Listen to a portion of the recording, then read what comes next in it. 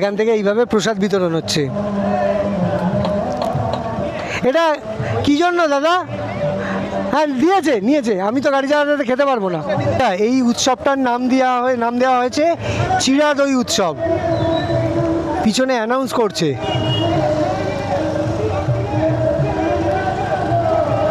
আমি এখন রয়েছি শরৎ বোস রোডে। আজকে রবিবার।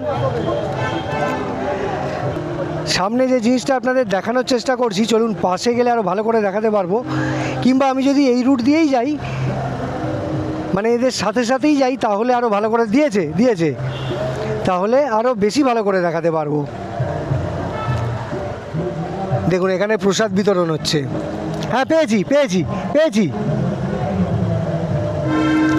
নেবে এখান থেকে এইভাবে প্রসাদ বিতরণ হচ্ছে।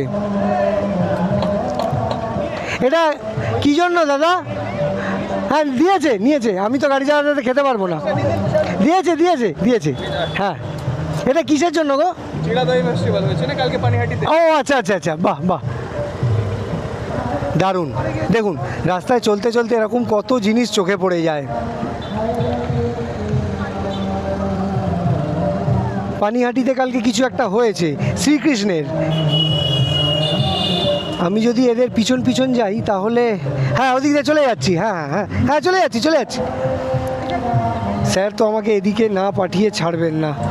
এদিক দিয়ে যাবো স্যার? এদিক দিয়ে স্যার বললেন এই উল্টো দিক দিয়েই যেতে।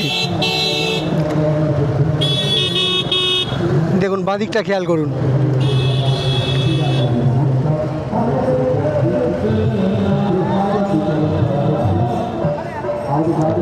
এরকম রাস্তায় বেরোতে থাকলে অনেক কিছুই চোখে পড়ে সময়। এটা শ্রীকৃষ্ণের কোনো একটা অনুষ্ঠান, আমি ঠিক বুঝতে পারলাম না, তবে গতকাল পানিহাটিতে কিছু একটা হয়েছে। এই যে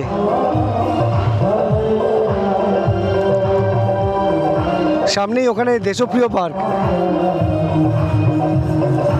তো বাঁদিকের রাস্তাটা বন্ধ করে রাখা হয়েছে। অ্যাকচুয়ালি বন্ধ করা হয়নি, গাড়ি যেতে পারবে, তবে পিছন গেলে খুব স্লো চালাতে হবে, তাই ডান দিকটা খুলে দেওয়া হয়েছে আমাদের জন্য। আমি তো রাস্তার উল্টো দিকে, খুব সাবধানে পার করতে হবে, কারণ সামনে দিয়ে গাড়ি আসছে। প্রথমবার এরকম উল্টো দিক দিয়ে গাড়ি চালাচ্ছি।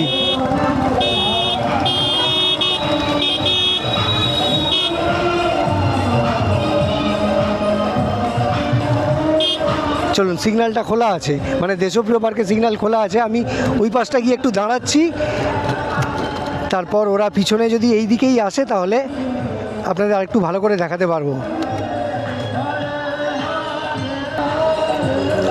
ওই দিক থেকেই ওই প্রসেশনটা আসছে,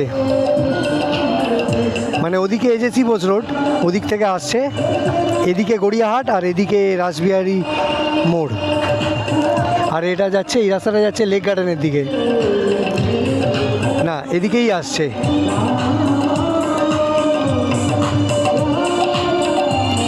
রবিবারের দিন বলে কোনো অসুবিধা হচ্ছে না, কারণ রাস্তা একেবারে ফাঁকা রয়েছে। আর এরকম ফাঁকা রাস্তায় এরকম প্রসেশন গেলে কোনো অসুবিধা নেই।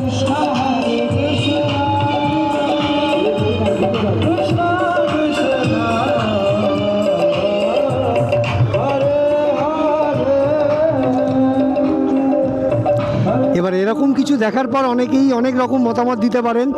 কেউ বলবেন এতে সাধারণ মানুষের অসুবিধে হচ্ছে, যাতায়াতের অসুবিধে হচ্ছে, পিছনে একটা অ্যাম্বুলেন্স থাকতে পারে। কিছুটা ঠিক, অস্বীকার করা যাবে না। যদিও যেহেতু রবিবারের দিন এটা করা হয়েছে, তাই রাস্তা যেহেতু ফাঁকা রয়েছে, তাই আমার মনে হয় না সাধারণ মানুষের যাতায়াতে খুব একটা বেশি অসুবিধা হচ্ছে। এই যেমন আপনারা এক্ষুনি দেখলেন যে আমি উল্টো দিক দিয়ে এলাম, স্যারেরা, পুলিশ সার্জেন্টরা আমাকে উল্টো দিক দিয়ে পার করিয়ে দিলেন। তো কোনো গাড়ি চাইলে উল্টো দিক দিয়েও যেতে পারে, পিছন যে আসতেই হবে এমন কোনো কথা নেই। যাই হোক, চলুন, দেখে ভালো লাগলো।